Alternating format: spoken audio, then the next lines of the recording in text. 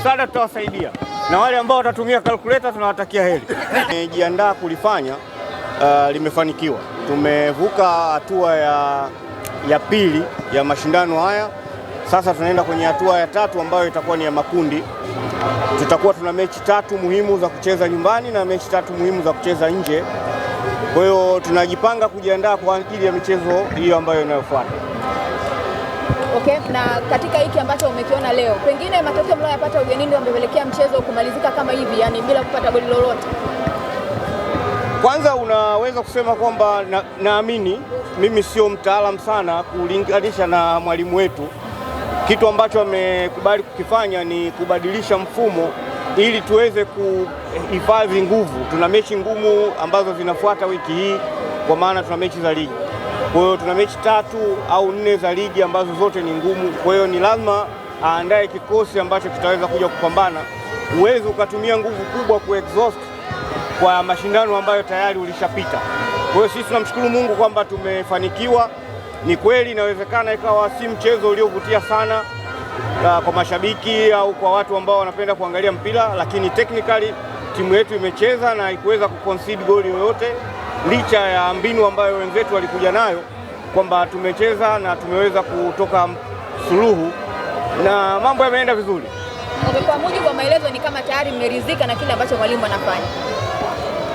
Sasa hata kama ukuridhika utafanya nini? Mpira umekwisha na tulichotaka sisi qualify kwenda kwenye hatua inayofuata na tumefanikiwa hilo.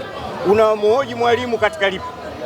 Labda iwe ni mtu ambaye anazungumzia mchezo mwingine. Hii sio ngumi kusema kwamba kila raundi au kila mechi mnayocheza lazima umpige unayepigana naye. Hapana.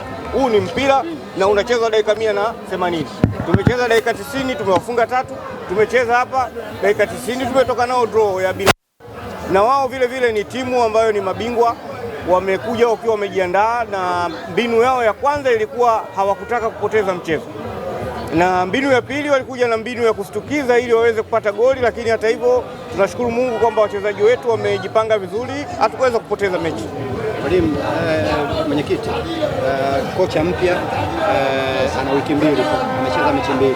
Nyinyi kama viongozi, kwa kile alichokitoa hapa kwenye michezo miwili, kile ambacho nyinyi viongozi mlikuwa mnahitaji? Nadhani jibu hilo linawiana na la awali. Nimekwambia kwamba sisi planning yetu ilikuwa ni kuhakikisha kwamba tunaingia kwenye hatua inayofuata kama ilivyo kawaida yetu au kama ilivyo ada. Tumeshinda. Ni kwamba tu bahati nzuri au mbaya timu yetu haikuweza kupata goli lolote.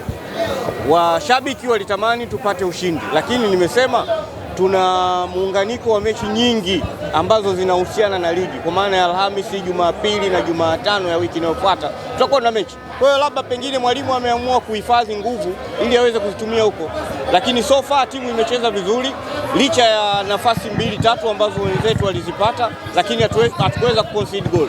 Na sisi tumepata nafasi 4-5 lakini hatukuweza convert kuwa magoli. Kwa hiyo baada ya hapa mnaelekea katika hatua ya makundi, pengine labda mnawaahidi nini mashabiki kuelekea kwenye upande huo? Hii timu imekuwa ni timu kubwa sana. Tumekuwa na mbinu zote ambazo zinahitajika kwa ajili ya mashindano ya kimataifa. Wale ambao wanachechemea wacha waendelee kuchechemea, lakini sisi ndio viongozi katika hili.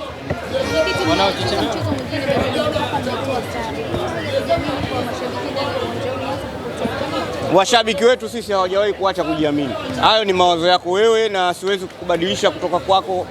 Siwezi kusimama katikati yako na mawazo yako.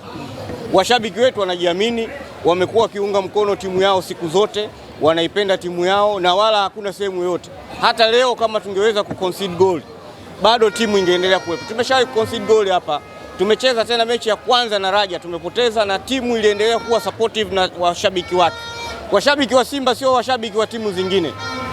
Simba ni mtu, yani kuwa Simba kwanza tayari mwenyewe ni jasiri. Kuwa mshabiki wa Simba ni jasiri. Kwa hiyo kama alivyo Simba mwenyewe, washabiki wetu sisi msiwajaze maneno. Achana na hao ambao wanavaa fulana ambazo zinaonyesha labda ni washabiki wa Simba alafu wanakuja kusema maneno ya ovyo hapa. Hao ni watu wengine, wana kazi zao zingine. Na wacha waendelee na hiyo kazi, lakini wajue ipo siku. Mwenyekiti, Simba ni miongoni mwa timu ambazo zimekusanya alama nyingi sana kwenye michuano ya kimataifa. Lakini leo hii tunashuhudia timu 4 zinakwenda katika hatua ya makundi. Pengine labda hili mnajivunia kwa ajili ya kutoa elimu kwa vilabu vingine mpaka hapa zilipofikia? Kwanza tunamshukuru Mungu kwamba nchi yetu imepata uwakilishi wa timu 4. Jambo kubwa limeweza kutokea katika nchi yetu. Kwa hiyo kwanza tunaishukuru serikali, ambapo hata leo nimemwona hapa katibu mkuu wa wizara ameondoka akiwa amenuna kwa sababu fuko alikuwa nalo, na mambo mengine mengi ambayo serikali imekuwa ikitusupport.